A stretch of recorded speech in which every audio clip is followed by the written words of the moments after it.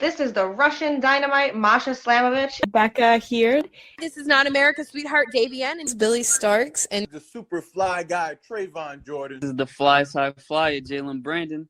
Hardcore Princess, Jules Malone. Hi there, this is the Bubblegum Princess, Alexia Nicole. This is the Brazilian Wonder Woman, Christy Jane. This is the baddest black belt, Chennai Kai. This is Kid Bandit. The smash hit, Joel Bateman. This is Robin Renegade. Cody Hawk. Brutal Bob Evans. And you are listening to Wrestling with Entertainment, one of my favorite podcasts in the whole wide world. This is the Executioner, Verdugo, and you are listening to Wrestling with Entertainment. Hello, and welcome to the show where it's Wrestling with Entertainment, the only audio experience on the web today, the trusted choice for interviewing all your favorite wrestlers every Tuesday and Wednesday on YouTube and Castbox, sponsored by Rogue Energy and Player One Coffee. I'm, of course, your host, James J., and it's a great day for wrestling, because we are wrestling with the Executioner, Verdugo! Yes, sir. Yes, sir. How's it going? This is Verdugo. Instagram at its.Verdugo. And if you have any booking inquiries, you can reach me at book.verdugo@gmail.com. Absolutely. And where can we see the Executioner execute next event-wise? So on September 13th in San Antonio, we have a show at the Shrine Temple Pavilion. That'll be Saturday, September 13th at 7 p.m. And then we'll have another show on September 28th at Big's Burger Joint. That'll be TV tapings for Paradox, our TV show that we have on Anthem TV. Perfect.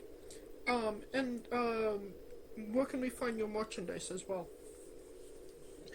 That I am still working on it. I want to come out with some quality stuff because I'm not gonna say any names or anything like that. But you know, I see people come out with merch that I wouldn't want to wear outside of a wrestling event, and I want to make the kind of shirts where you know you can wear it when you're going to Walmart or Target or you know anywhere. So I'm still trying to come up with some designs that people would want to wear, that I would want to wear. So no merch just yet. You know, I completely understand that. Having seen the new T-shirts for Damian Priest and Braun Breaker, I can totally get that. Yeah. There's a lot of people who make shirts just because they have the ability to make shirts. I just want to make shirts that have quality, not just you know I have this design, and then they all look like garbage. You get that.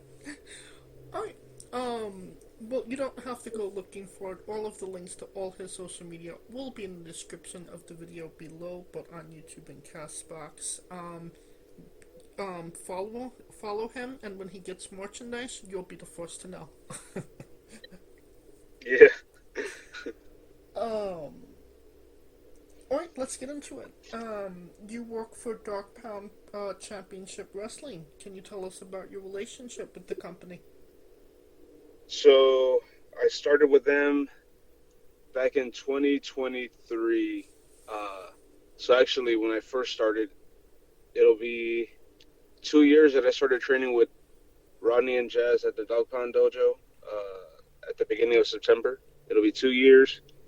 I trained with them for about 5 months, 6 months. Then they sent me down to Laredo to LWA, and that's when I got my first couple matches in. And then finally April of 2024, I finally started getting booked with Dog Pound. And ever since then, it's just, you know, it's been a good relationship between me, Rodney, and Jazz. They've really blessed me a lot with the opportunities that they've given me with the Dog Pound and then with TSW also up in Forney, Texas. What was the reasoning behind, sending you down to Laredo, rather than, put them on their shows?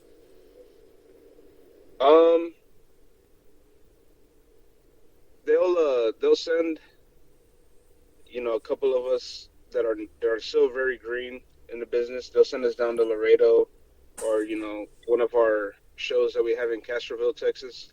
They'll have for green, they'll have us do that, and they just want to see if we could handle like the atmosphere of just like having a crowd around us, and if we're able to work in the ring and see if there's anything that we need to brush up on, because being on the actual dog pound shows, they are TV tapings, so you want to look the best when you're doing TV. So that's one of the reasons why. What did it kind of mean to you when they finally did bring you up the dog pound? Oh, I was happy. We had a double shot weekend that weekend in April. They had me have a match in Castroville against Michael Darkheart, and I guess they saw that I was pretty already adjusted to the in-ring. So and then they told me, "Oh, we want you to do that same thing again tomorrow." And I was like, "Oh, tomorrow?" So I was like, "Oh, all right." So, I was all excited. I was nervous, but it's once I'm in the ring, all the nerves go away. But before and after, I'm excited to even be booked. I say that even nowadays, even though I've already been pretty much on every show ever since that day. I think there's only been one show that I missed, and that was for a tournament for the NWA Texas title. But yeah, I'm just happy to be booked with Dog Pound no matter what. Is there any, added pressure or, significance because Dog Pound is, on TV properly?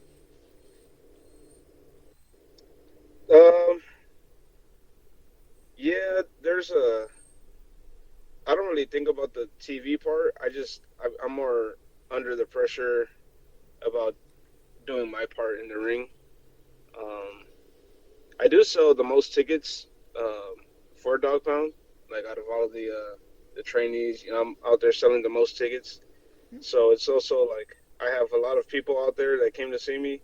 So I really try not to mess up because I don't want them to bring it up, later on. But no, it's there's always just pressure. Well, I suffer from anxiety, so just me having to go out in front of people in general, it's there's always that pressure that I feel in my chest. But as soon as I'm out there, I just see shadows out there, and I'm just locked in on whoever my opponent is, and I try to have the best match ever.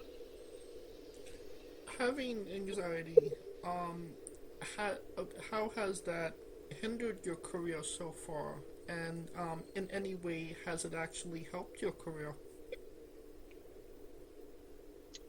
I would say that it helps my career just because it goes with my character, I guess. I'm more like standoffish. And being an executioner, people will see me and they give me like weird looks already. And then I'm also full of anxiety, so I give them weird looks, so we're just exchanging weird looks at each other. But I would say that personally, it's actually helped me a lot just because having to go out and perform in front of people and, having people come up to me afterwards also, it brings me out of my comfort zone, and it's really helped me as a person overall, just be better to express myself and try to overcome it. I gotcha. Well, you are the pound for pound champion for Dog Pound Championship Wrestling. What did winning that title mean to you? It was one of my happiest moments. I wasn't aware that I was going to be winning it, and then until probably a couple, like an hour or two before the show, then I found out. So my heart was racing. I was especially nervous. I think yeah, I go back and watch that match. I'm not proud of myself with that match, but all I could do is just go do better in the next match. But just winning that title, it brought like a warm feeling to my heart, and it let me know that whatever I've been doing with Dog Pound and with wrestling, it's actually getting somewhere. So that let me know that it was a cool pat on the back moment for me. Was that a moment you took in the moment, or is it something that kind of set in afterwards, like, wow, I did that? It was both. After winning it, I don't remember much from celebrating, but I have a few friends. Well, I don't have a few friends. I had a lot of friends that were in the crowd that night, and so I see a lot of camera angles and a lot of different clips. And yeah, the adrenaline was up. I was screaming my head off. I almost cried. I had tears in my eyes, but I didn't drop any tears from my face. So, but no, even afterwards when I went down backstage, I wanted to cry also, but just having everyone around me giving me my props, that was cool. It was yeah. I think afterwards I couldn't believe it. I think in the moment it hit me, but and then afterwards, yeah, it still didn't really click on my head. I got If you. that makes sense. No, I absolutely get that. Um, you were also able to challenge for the NWA TV title against two NWA wrestlers, Carson Drake and Soda Pop. What did it kind of mean to you to be in a ring with, obviously NWA names and, competing for, a proper title that has the NWA associated with it? No, it meant a lot because also I'm gonna talk about Carson Drake right now, but also in my second or third match with Dog Pound, uh, I had a match with Bryan Idol, who is now the current NWA TV champion, and so being able to share the ring with him, with Bryan Idol, at first let me know what I needed to work on for uh, like the TV kind of style wrestling, and so it helped me prepare for when I faced Carson and Soda Pop for the NWA TV title scramble, and so I was more prepared, look wise. I was more prepared, TV style wise, and although Carson dropped or he lost the NWA TV title, I have no doubt that with I've seen the progress that he's made with his body and with his wrestling, and I know that now he'll probably be moving up to most likely moving to work with Tom Latimer. Yeah, so I think he'll be a future NWA World Heavyweight Champion one day. So it's cool that I was able to share the ring with him and have that experience. And Soda Pop? Soda Pop, yeah, he also trains at Dog Pound Championship Wrestling.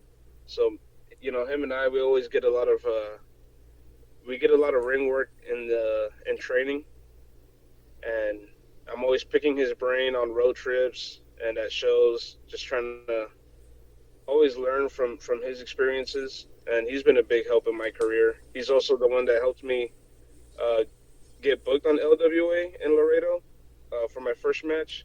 So I always have a special. Soda has a special place in my heart for all the help that he's done, and he also makes my gear. So. Oh, awesome! I didn't know that he made gear.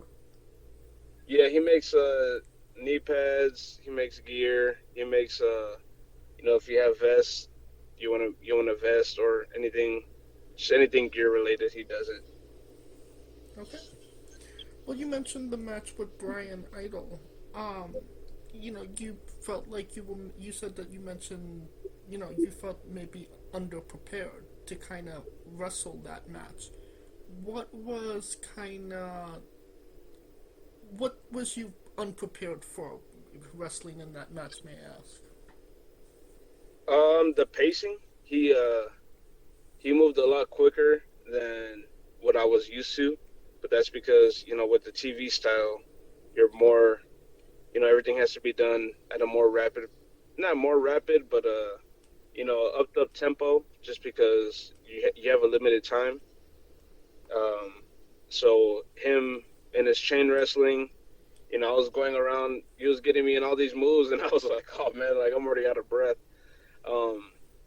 So that let me know that I needed to, work on my ring cardio, and it actually happened again. Another NWA superstar, Tyler Franks. I worked with him in February for Dog Pound, and the same thing happened again. I accidentally let myself go a little bit that day, or I guess leading up to that match. So I was a bit chunkier, and I got blown up again in the ring, and I don't like how the match looked, but and I even had one of my friends tell me that I looked a bit bigger in the ring, and so after that, I really stuck to my diet, and I think for that match I was like around like 220, 215, and now I've dropped down to 195 pounds. So I took that criticism to heart, and I switched it up. So now, if I end up in that situation again, it's not gonna happen. So it wasn't necessarily something like after the match with Bryan, like something that they came up to you and said, this is something you have to work on. It was kind of something you already knew you had to work on. No, it was something that I already knew that I had to work on. Sometimes I'll go to Rodney Mack and I'll ask him, like, oh, what did you think of this match? Or like, what could I have done differently? And he'll ask me like, what do you think? And I pretty much already have the answers after, or he'll tell me, go watch the match back a few times, and then let me know what you thought, and I'll let you know what I think if you missed any of the spots that you thought you could work on. So yeah, I'm my own hardest critic. He could tell me that oh man, that was a good match. I'd be like, no, I needed to work on this. This needed to look better. Yeah, I'm my own toughest critic, so it's I usually have it locked down on what I need to work on.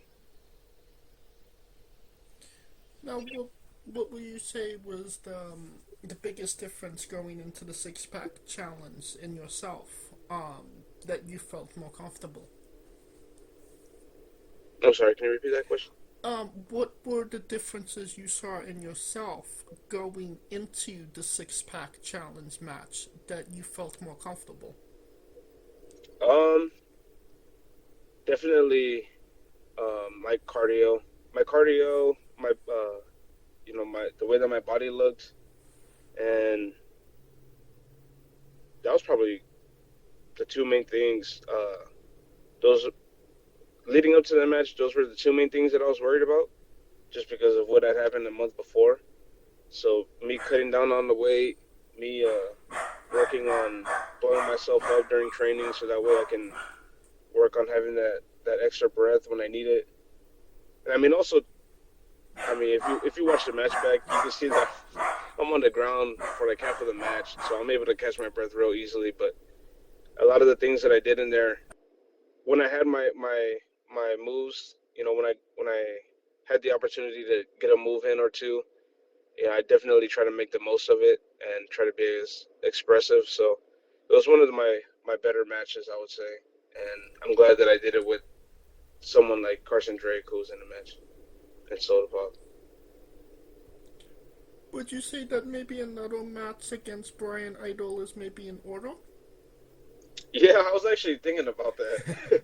I was thinking about it after he won. I was like, if if I could get another match with him, and now that he's champion, and I've going from where I was when I first went up against him to now, it would be a big difference, and I think we would put on a better match this time around. Maybe you'll have a chance to actually get some more gold around your waist. Yeah, yeah. Hopefully, it'll get me booked on NWA also. That's one of the goals. Correct me if I'm wrong here, but you're originally from San Diego, California. Yeah. What kind of made you transition from San Diego to San Antonio? Was it for pro wrestling? No, it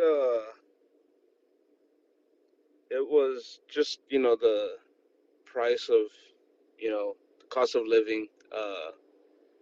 It was, I want to say I was living in a studio for like 1,200, and it was getting bumped up to I think like 14 or 15. I was like, ah man, I don't really know if I want to pay this much. But so I was actually about to move to Mexico, and then I was gonna move to Tijuana, and then I came to San Antonio to visit somebody, and he was showing me around. He was showing me, all these apartments, and then he took me to Buc-ee's. We stopped at a couple other spots, and I seen like the prices that they pay, or I guess like the hourly rates that they pay people here. And I was like, man, these people make a lot more than they do in California. So he said that if I were to move out here, he would he'd help me get on my feet, and pretty much help me get my own apartment and get my own car and all that. So it was like a month later, I took like an overnight job real quick at 7-Eleven, got the money to save up for a plane ticket, flew here. I actually flew out here with an ex of mine. She's my ex for a reason. But yeah, we moved out, came over here with her brother. I grinded, got my own apartment, got a car, and I want to say 2 years into living here. No, actually, it was a year from living in San Antonio. I found a flyer for Dog Pound, and I missed the show. I got the flyer because I wanted to go to the show, but I missed it, and then I kept it in my backpack. I think it was like a few months later. I followed them on Instagram. I found out that they train people, so I followed the dojo page, and then like half a year after that, or a year after that, I finally joined, and here I am. Hell yeah. I mean, Yeah, if, it's a long story. oh no, it's an interesting story for sure. I'm interested in the what if, like what type of wrestler would you be right now if you actually went down to Mexico instead? Yeah, or even would I even be wrestling if I were to go down there? I mean, they have some pretty great you know lucha schools down there down in Mexico. So I mean, I would imagine you would. Well, I actually wasn't even watching wrestling when I moved out here, or like I barely got into it. I want to say a year before I joined Dog Pound. I had been into it previously when I was in elementary school, but and then yeah, I think when they announced that Triple H took over, that's when I started watching wrestling again, when Cody Rhodes came back, and I got back into it, and now now I go back all the time and watch the whole history that's on Peacock and everything that they got on there, ECW and all these territories that they have. Now I'm well knowledge in everything wrestling, but when I first started, I didn't really know much except for what I had seen when I was little and what I was watching now.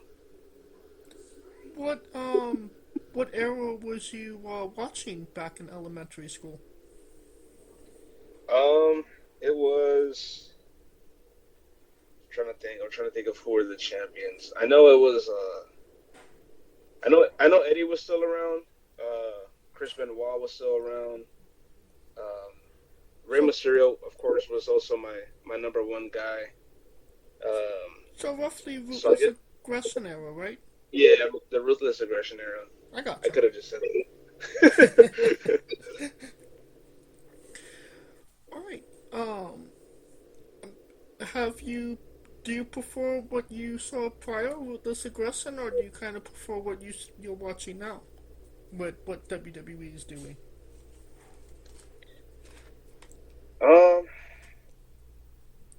It's hard to say because it's a different world, and it's different talent that we have now. You know, I know before in the Ruthless Aggression era, they wanted like those, they wanted bigger, muscular talent on their shows, and now, you got like a lot more leaner and smaller guys on the shows, and I know the storylines back then wouldn't be, they wouldn't fly nowadays, so it's kind of hard to say, but I think just for nostalgia purposes and just for like, when I go back and study, I'll say Ruthless Aggression. I would have to agree with you. I'm from the Ruthless Aggression era as well, so it holds a nice place in my heart as well. And also, just the conditions that I grew up in, I was only able to watch SmackDown, so I didn't even know that Raw was a thing for like my first couple years watching wrestling. Yeah, I only knew that it was a thing because of, if they would talk about a pay-per-view or like, oh, this happened on Monday, and I was like, what? They got wrestling, but I didn't have the channels or anything because of how broke we were back then. So I was only able to watch SmackDown. So SmackDown was like the main thing for me. Hell yeah. I mean, SmackDown was kind of the better show, honestly. Unless you like, the Triple H, as they call it, the Reign of Terror. Yeah. Alright. I think it's time for Verdugo's Bizarre Adventure. You're a pro wrestler that goes up and down the roads, and weird, crazy, and bizarre things are bound to happen. Can you tell us a road story that fits that description? Let me think. Because most of the time, I'm sleeping. I would say, bizarre story. Yes. I would say that. I'm trying to think. I don't know. I don't really get into situations that are too crazy. I mean, Soda Pop and I were driving or we're coming back from Amarillo overnight, and I mean, we watched all three How to Train Your Dragon movies while I kept on swerving and everything because I wouldn't keep my eyes on the road. That's probably like the only thing. He would just keep on getting mad at me because I kept on watching the movie instead of focusing on the road. But I mean, other than that, I don't really think that there's anything too crazy that's happened on the road because I'm either asleep or I'm the one that's driving, so I make sure that nothing crazy happens. Or anything weird or bizarre at like the show?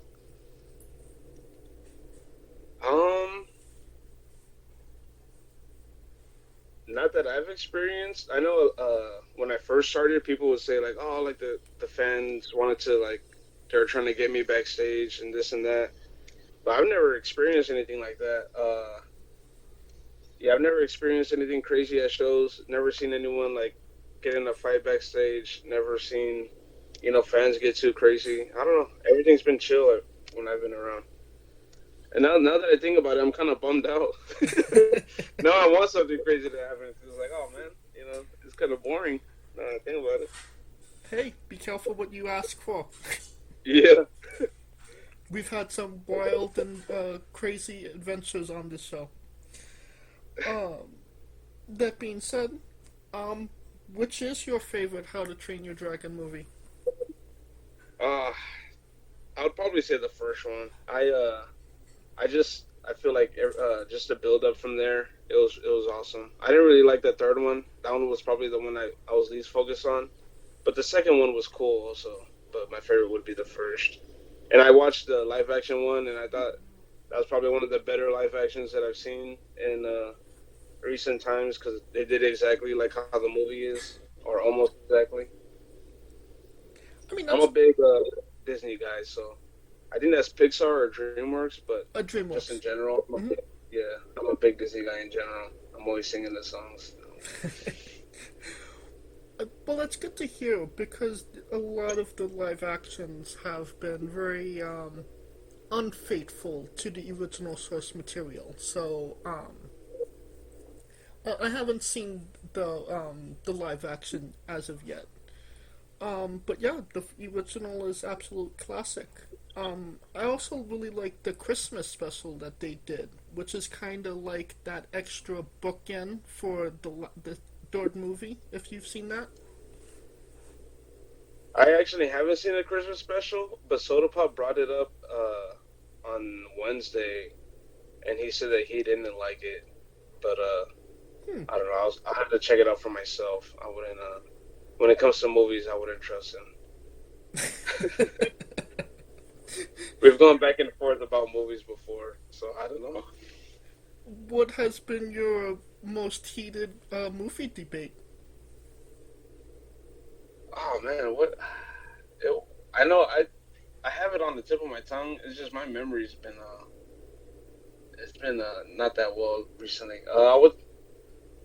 I think he got mad at me for not watching Nacho Libre, and we were going back and forth about that one, and I just told him, some movies I don't really. If it's a comedy movie, I can't really get into it, just because I know that they're trying to force making me laugh, and so I actually watched Nacho Libre for the first time, going to Arkansas with him, and it was all right. It was okay. I'll watch it again, but I won't see it and I'll be like, oh, I'm gonna watch Nacho Libre. But it was watchable. Well, you mentioned being a fan of Disney. Can you tell us about your love of Disney? Yeah, I'm just a fan of music, and since Disney, a lot of the songs that they have, it lasts. I'll say that. So, the Hercules soundtrack, Tarzan soundtrack. I really just watch movies or Disney movies based off of the soundtracks. Coco. Uh, is Coco a Disney movie or is that a Pixar? I could have sworn that I just talked about this with somebody. I think it's Pixar. It's So Pixar, maybe not but Coco. Pixar is under the Disney umbrella, so it's the kind of same Okay. thing at this point. Yeah. Oh yeah. Well, Hercules and Tarzan are my top two, and then I'll probably say Encanto, and a lot of these. I've been watching a lot of these newer Disney movies. They don't really hit the same. I'll probably say Encanto was the last one that I enjoyed, but all those the older ones, those are more classic, and they have the better soundtracks, in my opinion. So really, it's just the soundtracks. That's what makes me like Disney. I agree. Lion King still has one of the best soundtracks in my opinion. Oh yeah, and I enjoyed Donald Glover, Childish Gambino being on there. I really love the music that he makes, so him singing and all that, I enjoyed it. Alright, can you tell us about your tattoos and if there's any significant meaning behind them? Oh yeah. So on the left side of my neck, I have a crown. That one was my first one at 18. Um, I got it because I used to make music when I was out of high school. I went by King Jake, so I got the crown on my neck.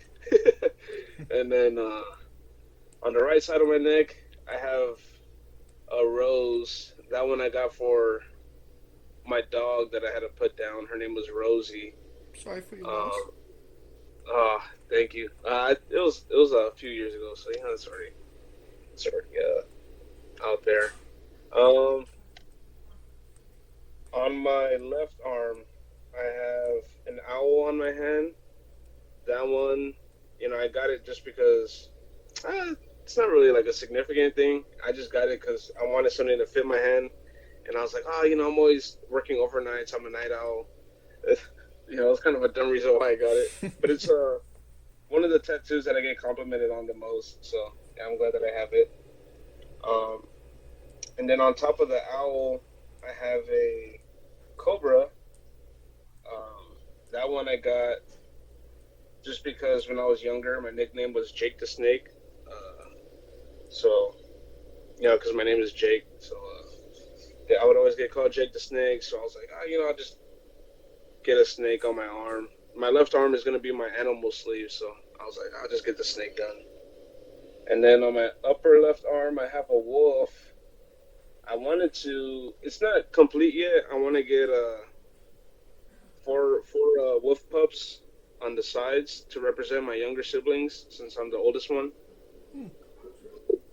And then on my right arm, I have the opera mask that's smiling on my hand. That one is for, that represents like the mask that I would put on, just like battling depression.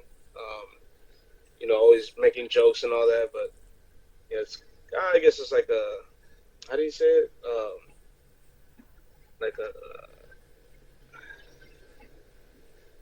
I'm not sure how you would explain it, but it's just like it represents the mask, like the fake smile that I would put on my face when I was going through depression. Above that, I have Jason from Friday the 13th. That one I just have it because I'm a big Friday the 13th fan. I love the franchise. I love the killer. And then above that, I have a Grim Reaper. That one is just supposed to be like instead of getting my name Verdugo tattooed, the executioner is supposed to kind of be represented by the Grim Reaper, so that's why I got that one done.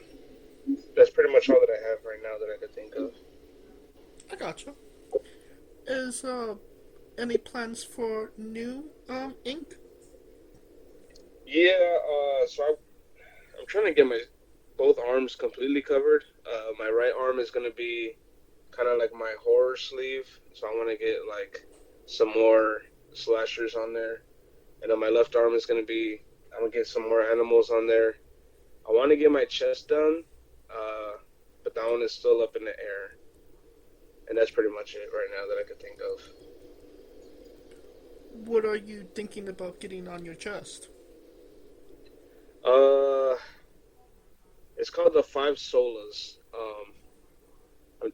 Let me see. I have to pull it up here because I keep on forgetting what they are. What kind of guy would get this tattooed if he doesn't even know what they are, right?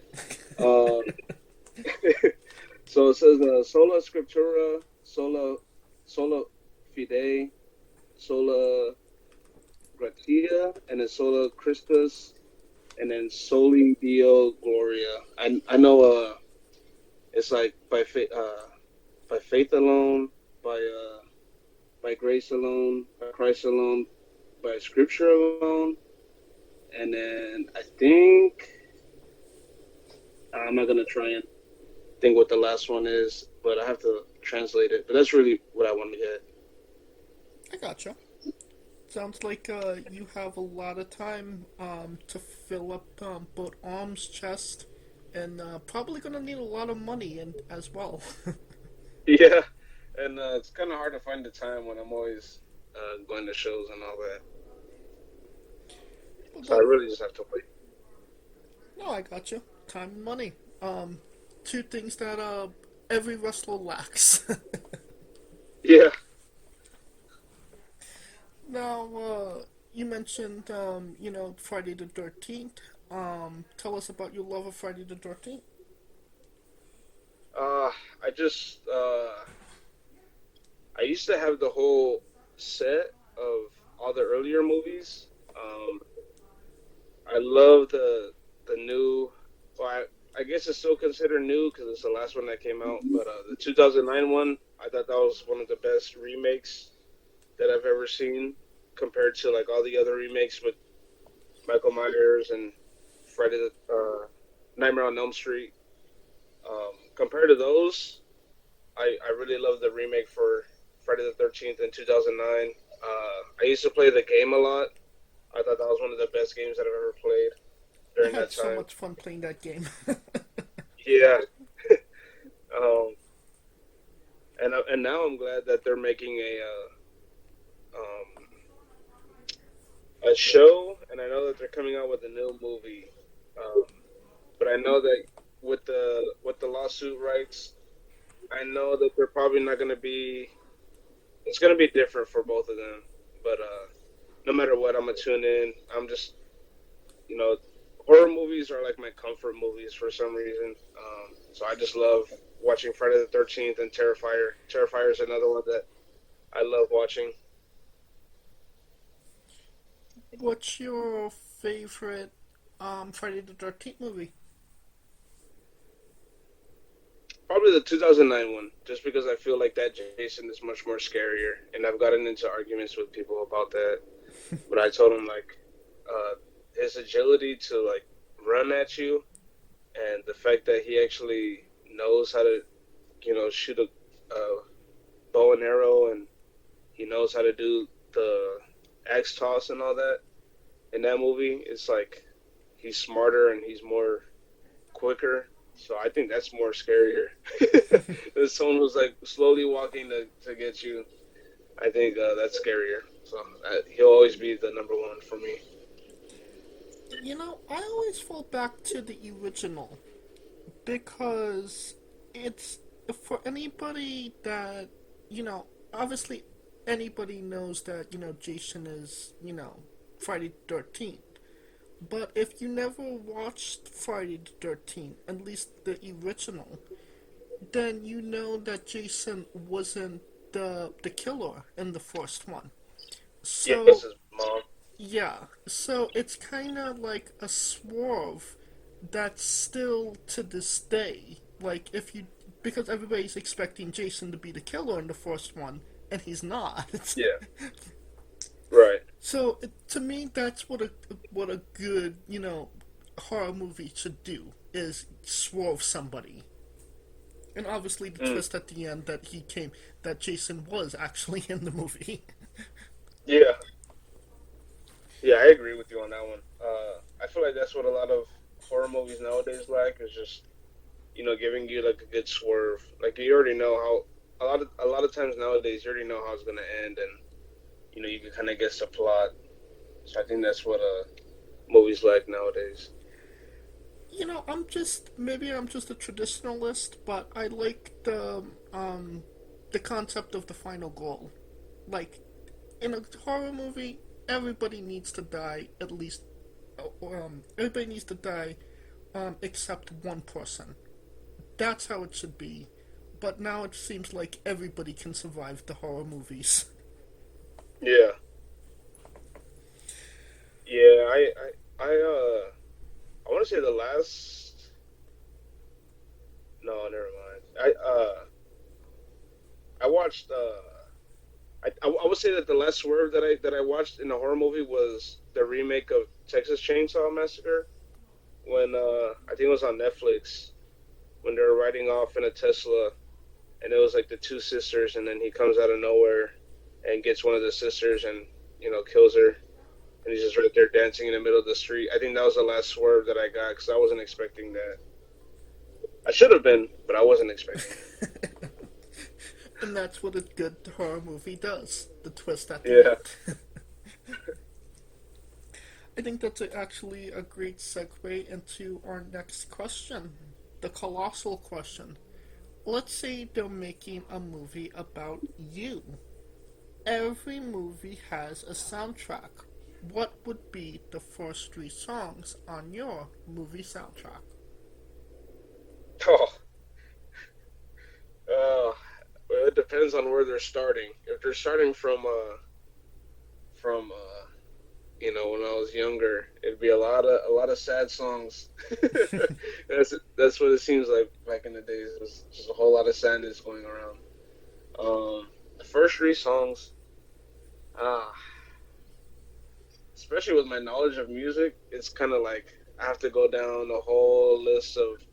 It'll probably be this one, and Pull up I'd that probably say. Spotify if you need to. I would probably say you would need a lot of. I'd probably say "Lonely" by Akon. That's probably going to be one of them. One of them. Let me see. So that's going to be the movie for the or that's going to be the song for my younger years. Let's see. I'll probably say teens and 20s. No, I would probably say teens because I'm still in my 20s. So that's a song for my under 10. My teens would probably be. Oh man, I'm trying to think. Well, you think I just find it very funny that the Executioner's first song is Lonely. Yeah, it goes with the gimmick.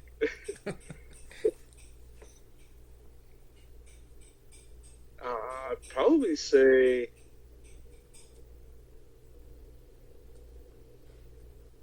"Bounce Back" by A Boogie with the Hoodie.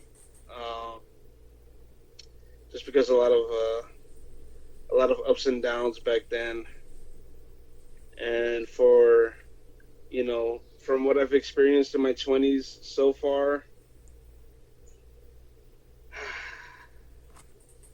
I would probably say "Always" by Blink-182, just because I have to have a Blink-182 song in there. And it's one of my favorite ones, just because they're from San Diego, so I'd probably have to include them. Alright. Well, a solid 3 picks to say the least. Everybody knows you get the soundtrack first, then you write the script, and then you go to casting. Who plays you, and you can't say yourself because you are obligated to make a Stan Lee-esque cameo.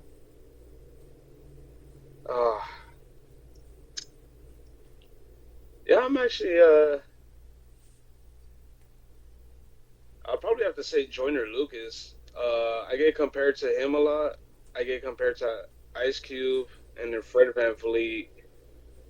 So I'd probably say Joyner Lucas just because he probably shares the same build as I do. Okay. Yeah, I'd probably have to say Joyner. Now, every movie has a supporting cast. Who would be 3 people significant to you and your story that would be in your movie, and who would play them?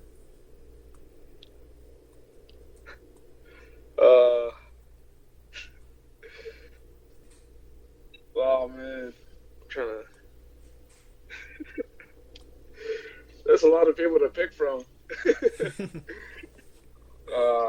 And if whoever listens to this, I already know I'm gonna be like, wow, I'm not gonna be involved in it. Well, they'll be involved. There's going to be more casting than just 3 people. So it's just the main three side characters. I mean, you could say more than 3. I limit it to 3, but I mean, there really is no rules. I would probably say one of my friends growing up. I've known her since we grew up in the same apartments from kindergarten. While I was in kindergarten, she was in 1st grade. Up until she graduated high school, we lived in the same apartments together. So probably my friend Jasmine.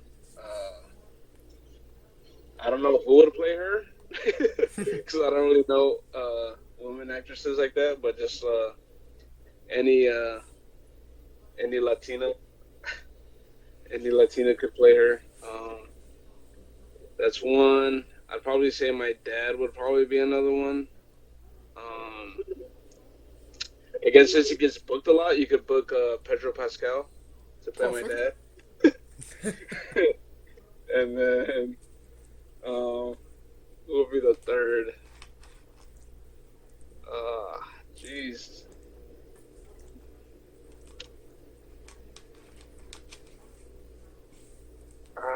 I would probably say my dog. Just cast my dog as my third person. Okay. My dog, Princess. Well, it's sounding like a great movie. A blockbuster, to say the least. And you can pre-order the tickets now. Alright. On to a controversial subject. Pineapple on pizza. What's your stance? I'm the kind of person that, I finish food. If you put a plate in front of me, it'll be gone in like 20 seconds to like a minute. So I don't really taste the food, as people would say. So I don't mind it, just because I probably wouldn't even taste it on there. Okay, so you're leaning more on pro pineapple. Yeah. Okay. What's your spirit Pokemon?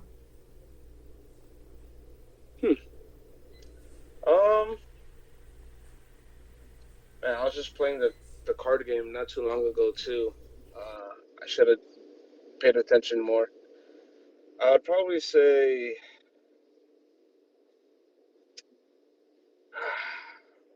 Geodude. Okay. We like our rock types on Wrestling With. Yeah. Now, we love the late great Tracy Smothers on the show.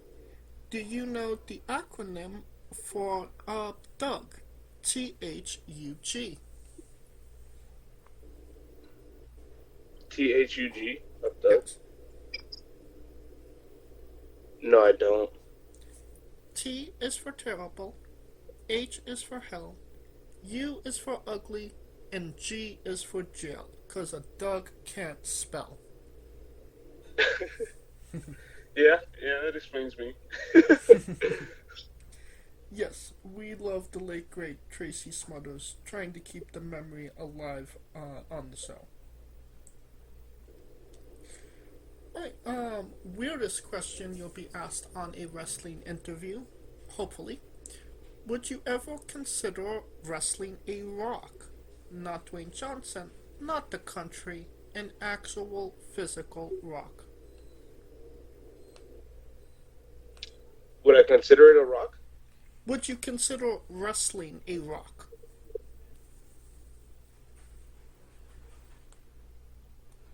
Yeah, that is probably the weirdest question I'll ever get asked.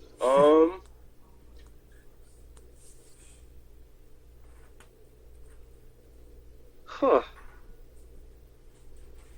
I would say yes, just because there's many different kinds of Rocks, and you get many different kinds of wrestling.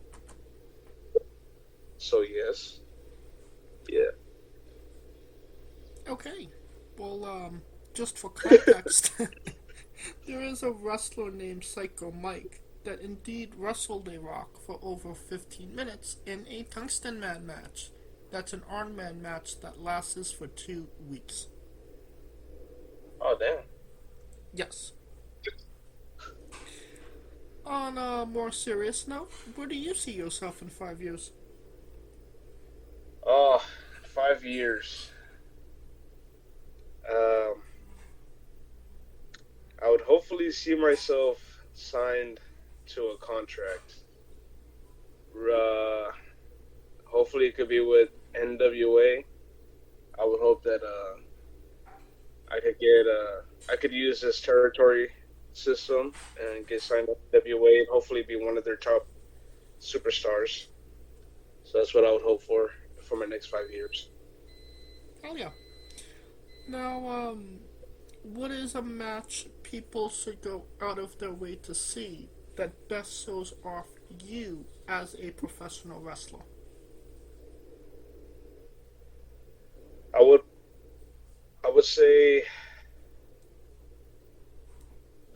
the TV title scramble with Carson Drake, or the match that I had with Santiago Medina for the NWA Texas DBCW pound for pound championship.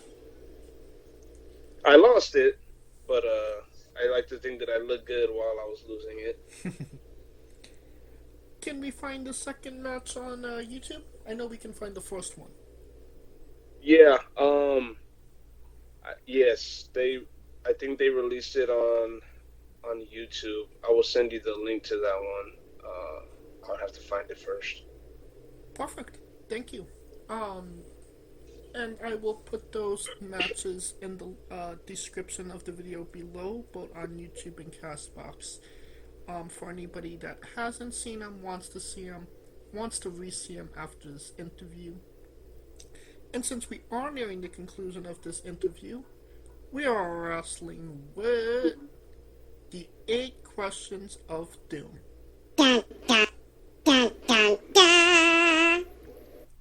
This is our speed round, our bonus round, the round where we see who you really are. Are you ready? Yeah. Excluding yourself, greatest wrestler of all time. Kurt Angle. Worst wrestler. Oh.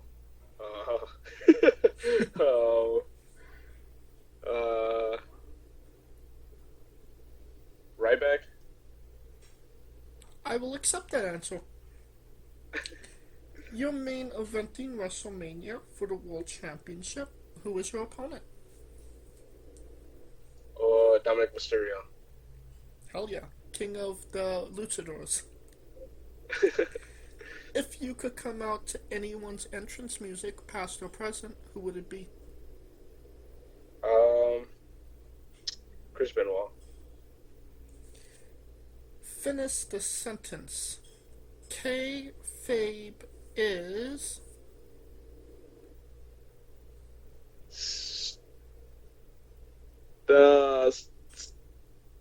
Still alive sometimes.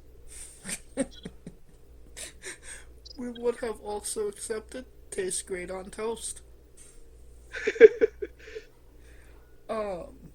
Squash.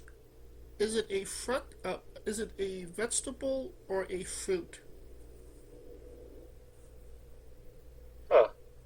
Vegetable? It is indeed a fruit. It Oh, has wow. seeds. Tomato logic. Huh. New Japan wrestler Taichi, his ring gear gets smaller every year, revealing more of himself to the world. My question, what is the appropriate trunks to butt cheek ratio for ring gear?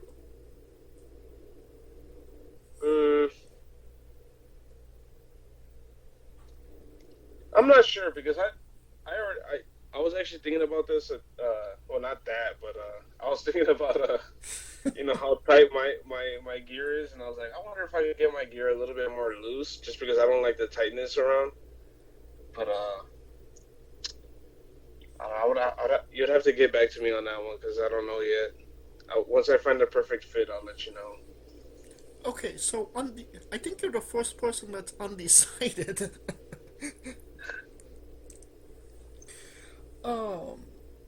And the last question, the main event, the thing everybody wants to know.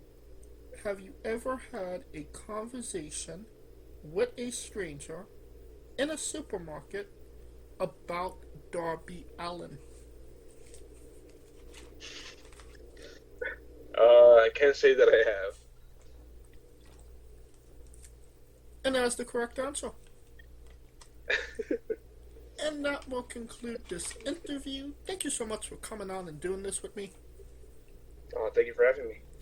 Once again, where can we find you on social media? Instagram is its.Verdugo. TikTok is also its.Verdugo. If you're trying to book me, my Gmail is book.verdugo@gmail.com. Verdugo is Verdugo. Thank you very much. Yeah, Jeff Jarrett in your name. And you don't even have to go looking for it. All of the links to all his social media will be in the description of the video below, both on YouTube and Castbox. Simply click the link. A new tab will appear on whatever device you are on. You have no excuse. Give him a damn follow. Alright, thank you for listening. If you like what we're doing, please like, subscribe, comment, both on YouTube and Castbox. This was sponsored by Rogue Energy and Player One Coffee. Join us next Tuesday and Wednesday for new incredible interviews, and follow the show at Wrestling with E, both on X, Thread, and Instagram for information on who we're interviewing, when we're interviewing them, links to those interviews, and so much more. Follow me personally at JamesShane993. Alright, when I say Wrestling With, you say entertainment, okay? Sounds good. For our special guest, Verdugo, Calico Yacht, Scooter Dust, I'm James J, and this has been Wrestling With Entertainment. Hey folks, this is the Colossal Mike Law, and you are listening to Wrestling with Entertainment. Enjoy the show, support these guys. We appreciate it very much. We'll see you at ringside.